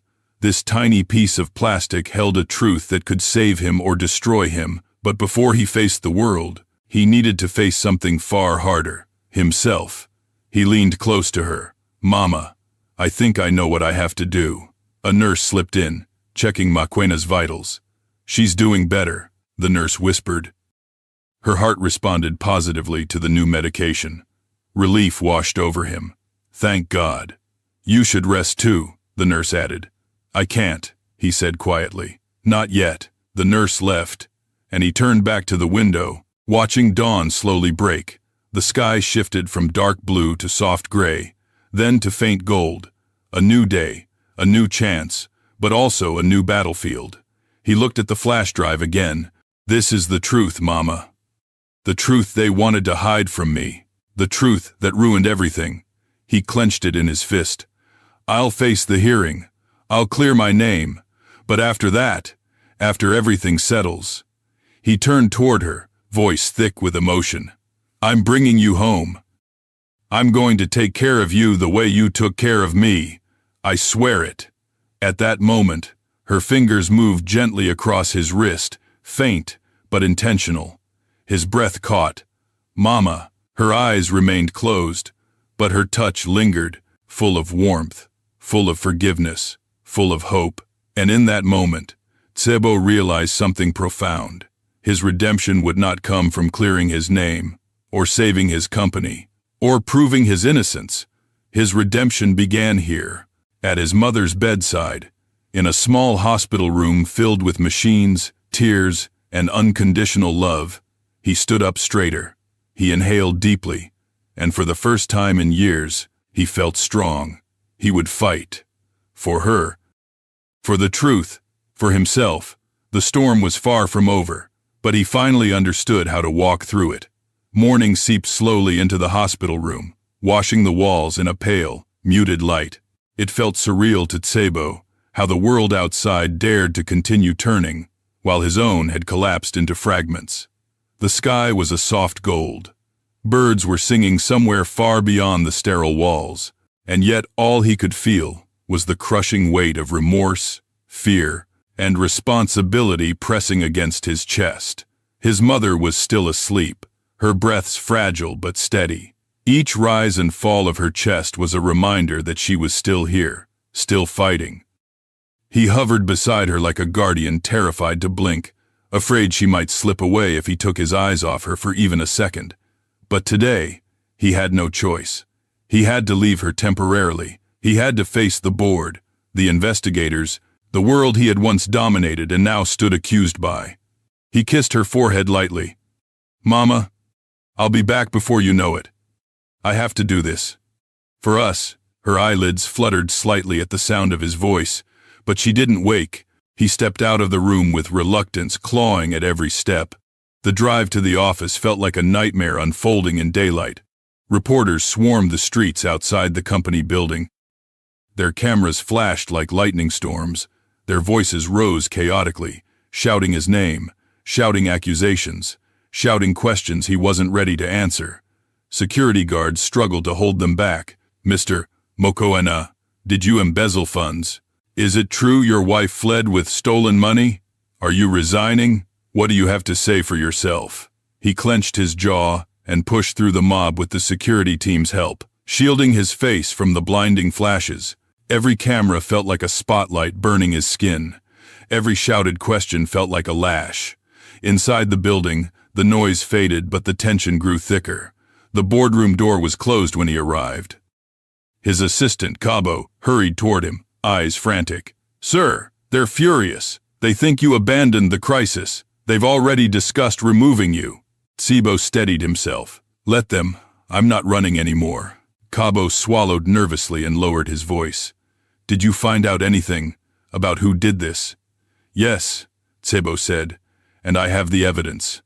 Cabo's eyes widened. "But first," Tsebo inhaled deeply, "I need them to listen." When he entered the boardroom, every pair of eyes turned toward him, cold, judgmental, impatient. There sat the members of the board, Mr. Fury, the chairman, stern, unforgiving, Ms. Ngoep, sharp-eyed, calculating, Mr. Tembe, once a close mentor, now looking at him like a stranger, and several others who whispered among themselves. The chairman spoke first. "You're late, Tsebo." "My mother is in the hospital," he replied calmly. "I won't apologize for being with her." A murmur rippled through the room. Someone scoffed under their breath. Mr. Fury leaned forward. "While you were occupied, your company nearly collapsed. Investors want answers. The ministry wants answers. We want answers." "I understand," Tsebo said, taking a seat. "And you'll get them. All of them." Miss Noepe tapped a pen against the table. "Then answer this. Did you or did you not authorize the transfer of funds to illegal offshore accounts?" "No," he said firmly. "Did you sign the contracts that appear to be fraudulent?" "I did not." "Then how do you explain your digital signature on them?" He placed the flash drive gently on the table. "That signature was forged." "Convenient," someone muttered. Tsebo ignored the comment. "Before you accuse me further, play what's on that drive." The members exchanged glances. Finally, Cabo stepped forward, plugging the flash drive into the conference laptop. A folder appeared titled, "The Truth." Inside were documents, time-stamped screenshots, bank records, email chains, and recordings, including the damning audio of his wife boasting about manipulating him. As the files played and the evidence unfolded, the atmosphere in the room shifted from skepticism to shock, to horror. Miss Nagoe pressed a hand to her forehead. This is undeniable." Mr. Tembe looked pale. "Your wife did all this, and others," Tsebo said quietly. People inside this room trusted people who were lining their pockets. The chairman's jaw tightened. Who else was involved? That, Tsebo replied, is for the investigators to determine. But know this, I will not protect anyone who participated in this, not even my wife. Silence swallowed the room. For the first time since the scandal began, Tsebo felt something powerful rise inside him, not pride, not arrogance, but clarity. He stood. I take responsibility for being careless, he said. I let ambition blind me. I let people into my life who shattered everything I built, but I will not accept blame for crimes I did not commit. The chairman folded his hands. And what do you propose? I will cooperate fully with the investigation. I will assist in rebuilding the company's integrity. But for now, he exhaled slowly. I resign. A gasp traveled around the room. You resign, Mr. Tembe echoed. Yes, he said firmly. This company deserves a leader who isn't dragging it through scandal. My mother needs me, and I need to face the consequences of my own failings. He removed his CEO badge and set it on the table. No one stopped him. No one argued. No one even breathed. He walked out of the boardroom with shoulders unexpectedly lighter. The weight he carried didn't vanish, but it shifted. It no longer held him prisoner. It freed him. Outside the building, the reporters surged again. But this time, he didn't hide. He stepped forward. One began shouting, Mr. Mokoena, are you stepping down? Yes, he said clearly. I am resigning. Did you commit fraud? No, he said, but I let the wrong people into my life, and that nearly destroyed my company and my family. What happens now? Another reporter asked. He paused, glancing at the rising sun glowing behind the skyline. I'm going home, he said, to take care of the woman who raised me. The reporters fell silent, briefly stunned. Then the shouting resumed, but he no longer heard it. He walked away, not as a CEO, not as a disgraced businessman, but as a son determined to rebuild something far more important than a company. When he arrived at the hospital, his steps quickened. He expected his mother to still be asleep. But when he entered the room, he froze. She was awake. Her eyes, though tired, were open, and they were watching him with a softness that nearly broke him all over again. Mama, he whispered, moving quickly to her side. She studied his face carefully. You look lighter, she murmured. He let out a shaky breath. I told the truth. About everything. She blinked slowly, her fingers brushing his hand. Good. He sat beside her, resting his head near her shoulder like a child seeking comfort. I'm sorry for leaving you this morning. You left. To come back, she whispered. That is enough. He lifted his head, tears shining. Mama, I resigned. Her eyebrows lifted faintly. You chose peace. I chose you, he corrected softly. A faint smile curved her lips. Then my heart can rest. He swallowed hard. I'm here now. I'm not going anywhere. She nodded weakly. Her eyes drifting closed again, not from collapse, but from gentle fatigue. He held her hand and whispered, Mama, I'm going to fix myself. For you, and for the first time in years, he meant it. Outside the window, a breeze rustled the leaves. A quiet sign, perhaps, that the storm, though not over, had finally begun to break. The next morning emerged slow and tender, sunlight stretching over the hospital ward like a gentle hand smoothing the creases of a troubled night. Tsebo had fallen asleep, sitting upright in the chair beside his mother's bed, his fingers still loosely wrapped around hers. He hadn't meant to sleep, but exhaustion had stolen him for a few hours. He woke with a start, heart pounding until he remembered where he was. His mother lay peacefully, her breathing shallow but steady. For the first time in days, she looked less fragile, as if her soul, shaken but not broken, had begun stitching itself back together. He rose quietly, stretching the ache out of his stiff limbs. The events of the previous day, the board meeting, his resignation, the confrontation with truth washed over him in a torrent.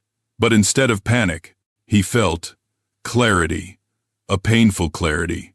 Yes, but clarity nonetheless. He had severed himself from the life that once defined him.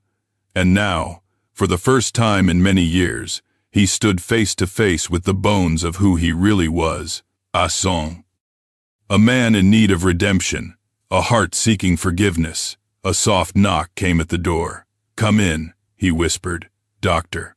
Kumo entered with her chart, offering a small but warm smile. "Good morning, Mr. Mokoena. Did you manage to sleep at all?" "A little," he admitted. She checked the machines, nodding approvingly. "Your mother is responding well. Her heartbeat is more regular today. We're not out of danger, but we're no longer standing on the cliff." Relief flooded him. "Thank you, doctor. She seems calmer," the doctor continued. "Peace is sometimes the best medicine. Emotional rest does wonders for the body." He swallowed hard. "I intend to give her that. From now on." End quote. The doctor looked at him thoughtfully. "You've changed since the first day you rushed in here." He didn't deny it. "I had to." After a few more instructions, she left the room. He turned back to his mother just as her eyes fluttered open slowly, as if waking from a dream too heavy to leave behind. "Mama," he whispered softly. Her gaze found him. Faint warmth flickering there, mixed with a weariness too deep to name. She reached for his hand, her fingers trembling. "You came back," she murmured. "I'll always come back," he answered. "From now on, I promise." She took a breath, her chest rising with effort. "The world finally slowed you." He gave a small, sad smile. "Yes. And maybe I needed it." Silence settled between them, not awkward, not heavy, but filled with truths neither needed to speak aloud. After a while, her eyes drifted to the window. "It is morning." "Yes," he said. "A new day." She nodded faintly. "Then hear me, my son. I must tell you something, before my strength leaves again." He leaned closer, heart tightening. "I'm listening, Mama." Her hand tightened around his. "That plate I broke yesterday." He closed his eyes briefly, pain flickering through him. "Mama, please." "No," she whispered firmly. "Let me speak." He opened his eyes, swallowing hard. "That plate was the last thing left from your father's mother. She gave it to me the day you were born," she said. "Use this plate when something special must be served." A faint tear formed in the corner of her eye. "I never used it. Not once. I waited for a moment worthy of it." His breath caught. "And yesterday, you chose to use it." She nodded slowly. "It was my birthday, my 70th year, I thought. Maybe my son and his wife would eat from it together with me. That would make it special enough." He felt his soul break inside his chest. "Mama, I didn't know." Her voice trembled. "I held that plate for decades, waiting for the day my child's home would be filled with warmth, but when it slipped from my hand, I saw how fragile everything truly was." Tebo bowed his head, crushed beneath the weight of what he had destroyed. The plate wasn't just ceramic, it was memory, meaning, hope. "Mama, I'm sorry," he whispered. "I didn't see you. I didn't see anything but the world I lost myself in." She raised her weak hand to touch his cheek. "You see me now," he nodded, tears burning behind his eyes. "Mama," he whispered, "I resigned yesterday. I'm no longer CEO." She blinked in surprise. "You chose this." "Yes," he said. "The company was built on pride, greed, and the lies I ignored. I won't walk that path anymore." Her lips curved into the faintest smile. "Then the world has not taken everything from you. It has given something too." "What is that?" "Yourself," she murmured. "The son I raised." He lowered his forehead to her hand and cried, not with shame this time, but with release. Later in the afternoon, while Mokoena dozed peacefully, another visitor arrived. A nurse stepped in and said, "There's someone here to see you." Tsibo frowned. "Who?" Before she could answer, the figure stepped in. Cabello. But this Cabello looked different, more nervous, more hunted. His hoodie was gone. Now he wore a wrinkled shirt, clutching a folder to his chest as if afraid someone might snatch it. "What are you doing here?" Tsibo asked quietly. rising from his chair. "I had to come," Cabello whispered, glancing toward the hallway. "Things are getting worse." "Worse how?" "They know," he said, voice shaking. "They know I gave you the flash drive." Tsebo's blood ran cold. "Who knows? The executives who worked with your wife, the ones who redirected the funds, they're panicking. One of them confronted me this morning. They said, 'If I don't keep quiet, I will disappear.'" Fear rippled across Cabello's face, raw and real. Tsebo placed a steadying hand on his shoulder. "You're not disappearing. You did the right thing." "I didn't do it for you," Cabello whispered. "I did it because I couldn't live with the guilt of staying silent. And I won't let your courage destroy you," Tsebo said firmly. "Come with me tomorrow. We'll present everything together. You'll have protection." Cabello shook his head. "Protection won't matter. These people, they have connections." "So do I," Tsebo replied, surprising even himself. "And I'm done being a coward." Cabello hesitated, then nodded. "I'll stand with you," he said. "But you should prepare yourself. Tomorrow will be ugly." Tsebo's gaze drifted to his mother. "I've already lived through ugly," he murmured. "Tomorrow is nothing." After Cabello left, the room felt strangely lighter. As if one more truth had been pulled from the shadows. Hours passed. Maquena awoke again, stronger than before.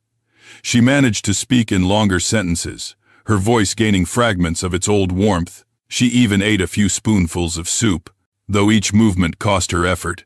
At one point, she looked at him with knowing eyes. "Tomorrow, you face the world." "Yes," he said softly. "And for once, I am not afraid." "You carry my blessings," she whispered. "They are stronger than any curse chasing you." He took her hand. "Mama, when this is over, I want to take you home.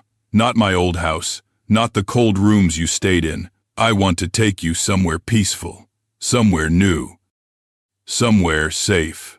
She smiled softly. "Home is not a place, it is a heart, and I see mine returning to me." He hugged her gently, careful not to disturb the wires. "Rest now. Tomorrow, everything begins again." She closed her eyes, whispering a final phrase before sleep took her. "Let the storm wash you clean." Tsebo sat beside her long into the night, watching the rhythmic rise and fall of her chest. He felt fear, yes, but he also felt strength, purpose, renewal. Tomorrow, he would walk into the lion's den. He would expose the truth. He would free himself from the chains of his past. And when it was over, he would return to the one person who had never abandoned him. The battle was coming, but for the first time in a long time, Tsebo was ready. The next morning arrived not with calm, but with an unsettling vibrancy like the air before a storm. The hospital room was quiet, filled with the gentle beeping of machines and the soft breaths of a recovering woman. Tsebo had barely slept. Though he refused to admit it, his clothes were wrinkled, his eyes tired, but for the first time in a long time, he felt a sense of purpose anchoring him. He rose from the chair and stood beside his mother's bed. She was awake, her eyes following him with a clarity that hadn't been there days before. "Today," she whispered, "you face the shadows." He nodded. "I won't run any more, Mama." Her fingers reached for his hand, warm but frail. "Remember who you are. Remember who raised you." "I will," he murmured, pressing her hand to his forehead in respect. "No matter what happens today, I'll come back to you." A nurse entered gently to check Maquena's vitals, and Tsebo stepped away reluctantly. The nurse gave him a reassuring nod. "She's strong, stronger than she looks." "I know," he said quietly. Glancing at his mother with a tender smile, he kissed her forehead, then walked out of the room, his heart heavy but steady. The drive to the Ministry of Infrastructure felt like entering a battlefield. This was no longer about his company, or the media, or even the law. It was about truth. The truth of who he had become, what he had allowed, and what he must now confront. As he approached the building, a crowd had already gathered outside. Caminists, reporters, protesters holding signs with his name crossed out. The noise swelled like a wave ready to crash over him. "Mr. Mokoena, did you deceive the nation? Did you sabotage public funds? Is it true your wife fled with millions? Will you be arrested today?" Security formed a protective wall around him, escorting him through the chaos. Flashing lights exploded in his face. Microphones pressed dangerously close to his mouth. Voices stabbed the air like blades. But for once he did not bow his head. He did not hide behind sunglasses or arrogance or silence. He walked with steady steps, every muscle tense but controlled. Inside the building, the corridors felt cold and unforgiving. Cabello was waiting near a bench, clutching the same folder he had shown Tsibo the night before. His hands shook slightly, but his eyes were resolute. "Are you ready?" Cabello asked quietly. "As ready as I can be," Tsibo replied. They entered the hearing room together. The room was large, filled with officials seated behind a curved table raised slightly above the floor. It felt like a court, except this one judged reputations, livelihoods, and legacies with equal ruthlessness. At the center sat the lead investigator, a stern woman named Ms. Sidibe. Her gaze was sharp, her posture rigid, her voice steady when she spoke. "Mr. Mokoena," she announced, "you stand before this panel today to address accusations of fraud, corruption, and misuse of public funds. Do you understand the charges brought against you?" "Yes," he answered calmly. "And how do you plead?" "I plead not guilty." A murmur rippled through the room. "Then present your explanation." Tsibo stepped forward. He didn't bring a lawyer. He didn't bring a team of advisors. He brought only the truth and the evidence Cabello risked his life to protect. He placed the flash drive and the folder on the table. "The files in these documents will show that I did not authorize the transfers or sign the fraudulent contracts. My credentials were stolen, my digital signature forged, and the transactions orchestrated by individuals seeking to use my company for personal gain. Do you have proof?" Ms. Sidibe pressed. "Yes," he said, "and I have a witness." Cabello stood shakily and approached the microphone. His voice trembled at first, but he grew stronger with every sentence. He explained how he discovered irregular activity, how he reported it internally and was silenced, how executives threatened him, how they used Rendani as the go-between, and how the conspiracy spread far beyond Tsibo's company. He revealed names, dates, details. He held nothing back. Gasps filled the room. Some officials whispered frantically, others scribbled notes with renewed urgency. But the panel remained stoic, absorbing everything. When Cabello finished, he stepped back, breath shaky, sweat glistening on his forehead. Tsibo's turn came again. He walked to the center, his voice steady. "I take responsibility for my blindness. I was so consumed by ambition that I ignored warning signs. I trusted the wrong people. I let greed and pride surround me like fog. But I will not take blame for crimes I did not commit." He paused. "And I refuse to let an innocent man," he gestured to Cabello, "be destroyed because of what others did in the shadows." Silence filled the hall. Finally, an older man on the panel spoke. "Mr. Mokoena, your company may have been compromised, but your cooperation today speaks for your character." Another member added, "The evidence presented warrants a full criminal investigation into those responsible. And you, Mr. Mokoena," Ms. Sidibe concluded, "are cleared of suspicion for now, but you will assist us as we proceed." Relief swept over him, not joy, not triumph, but a heavy exhale of breath he didn't realize he'd been holding for years. "Thank you," he said softly. The hearing adjourned. Reporters swarmed him once again outside the building, but this time his response was calm. "I am going back to my mother," he said simply. The hospital was peaceful when he returned, the chaos of the hearing melting away the moment he stepped into the ward. His footsteps softened near the doorway, as though walking into sacred ground. When he entered the room, his mother was sitting upright for the first time in days. Supported by pillows, a nurse was helping her drink water. "Mama," he breathed. Overwhelmed, she looked up, and her face, tired but illuminated, broke into a gentle smile. "You returned," she whispered. He hurried to her side. "I told you I would." She studied his face carefully, noticing the exhaustion, the dried worry, the remnants of battle. "You faced the world," she murmured. "Yes," he said, "and I told them the truth." Her eyes glimmered. "Did they believe you? They will. And those who tried to destroy us, they will answer for what they've done." She nodded slowly, her hand squeezing his. "Good. You are not the boy I feared losing. You are the man I prayed for." His throat tightened. He leaned his head gently against hers. "Mama, I resigned from the company." "I know," she whispered. "I see peace in your eyes." He laughed softly. "I didn't think peace could ever feel this heavy." "Peace is heavy," she said, "because it carries the weight of truth." He kissed her forehead. "I want to take you home soon." She smiled faintly.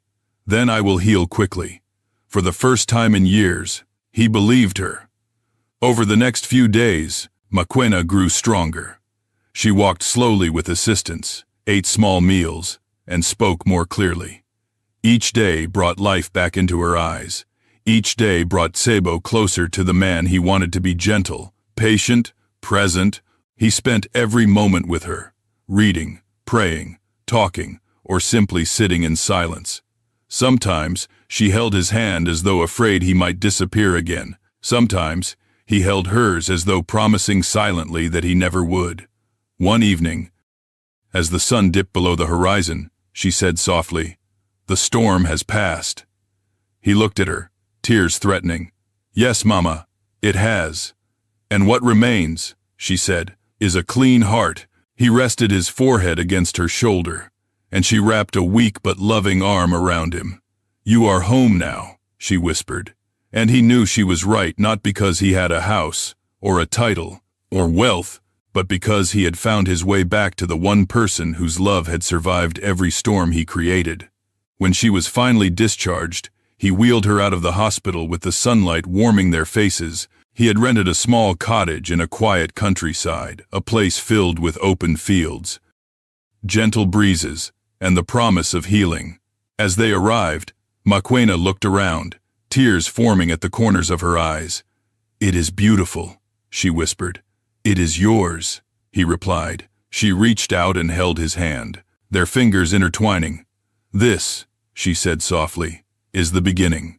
And for once in his life, Sebo realized he did not need success, wealth, or admiration. He just needed this: a mother's love, a second chance, a heart finally finding its way home. There are storms in life that do not come to destroy us, but to strip away everything that does not matter, until only truth remains. Sebo learned that success built without humility becomes a trap, and ambition without gratitude becomes poison. But even a heart that has lost its way can find redemption when it returns to love. Maquena's suffering revealed a timeless truth. A mother's sacrifices can shape a man, but his choices will define him. When he finally chose compassion over pride, truth over fear, and family over ego, he became the man he was meant to be. No legacy is greater than honor, no wealth is greater than forgiveness, and no victory is greater than coming home. If this story touched you, share your thoughts in the comments and tell us where you're watching from. And if you enjoy powerful moral tales like this, feel free to subscribe. Your support means the world.